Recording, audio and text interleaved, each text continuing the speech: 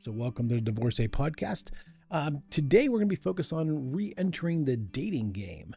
Some of you said last week after my dog deworming video that, maybe we should focus on other things. And Chad from Clifton, I appreciate your feedback. I know I should have wore gloves. I forgot them. And I figured, I'm not a quitter. I'm going to do it anyway. And hey, that dog is feeling better. He's no longer scooching on my rug anymore. So I'm going to show you exactly what I do on my blind dates and what works for me. And what I did was I videotaped the date, and then I went back through and told you, I added in sound and words about, what I'm thinking in that moment. Okay. And then what I did was I asked the blind date afterwards if she could go with John and put in her thoughts about the date. And then I had John put this video together. I'm putting it out there. I'm not going to watch it first. I'm letting you watch it first, because invariably people say negative things sometimes, and it can be very difficult to,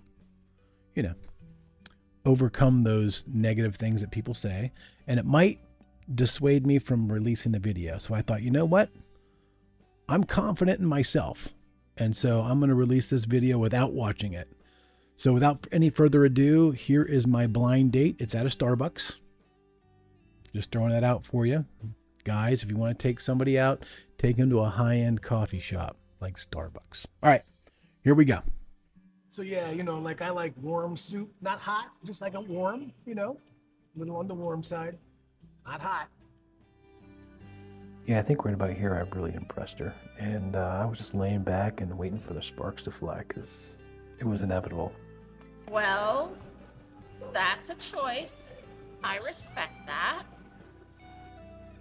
Yeah, right about here I realized, ooh, she's interested. She's really interested. And guys, pay attention to this, because if you're, just new to the dating game, you may not recognize that face. But I do. I'm an expert. I know these things. And so what I'm doing right now is thinking, she's trying to think of a good question to impress me. I better start thinking of some good answers that are interesting to her.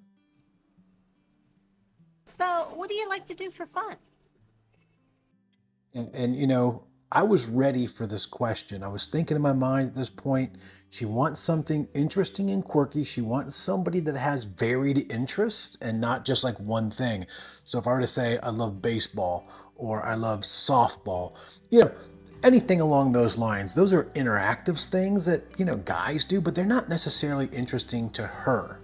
And so I'm thinking, what can I give her that says I'm multidimensional, I have charisma, and maybe you want to learn a little bit more about me.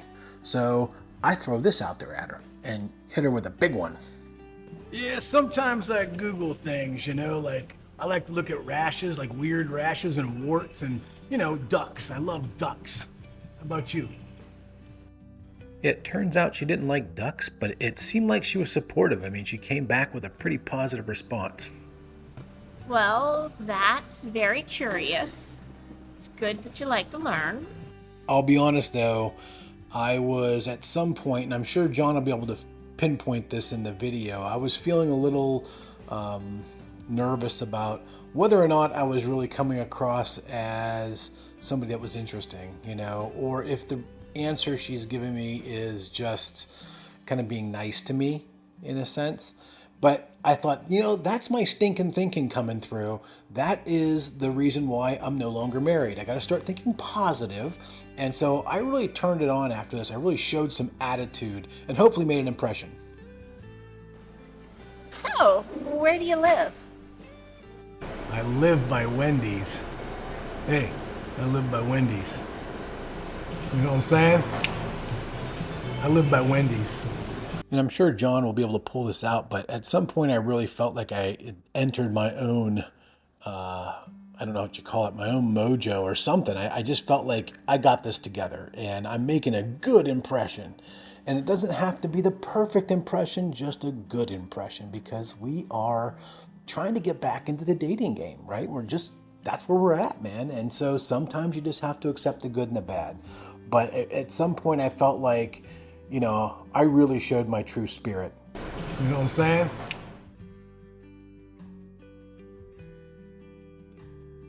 Oh, hell no, I'm not doing a voiceover for the video.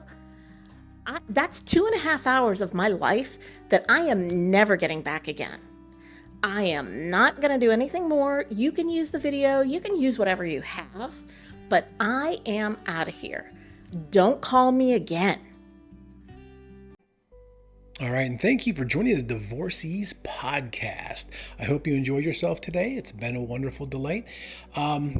Special thanks going out to John for editing this video and putting everything together for me, so I didn't have to see it. Thank you very much, man. I know I owe you some cash and it's coming. Also, tell your sister I've texted her a few times and she hasn't texted me back. If she can get back to me, I'd appreciate it. Bye.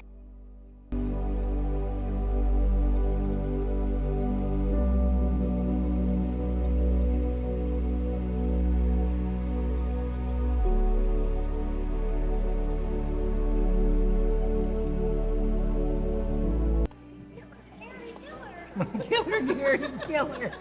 Killer Gary. Oh, Killer Gary, killer. That is funny. I love that video. I know. Killer Gary, killer.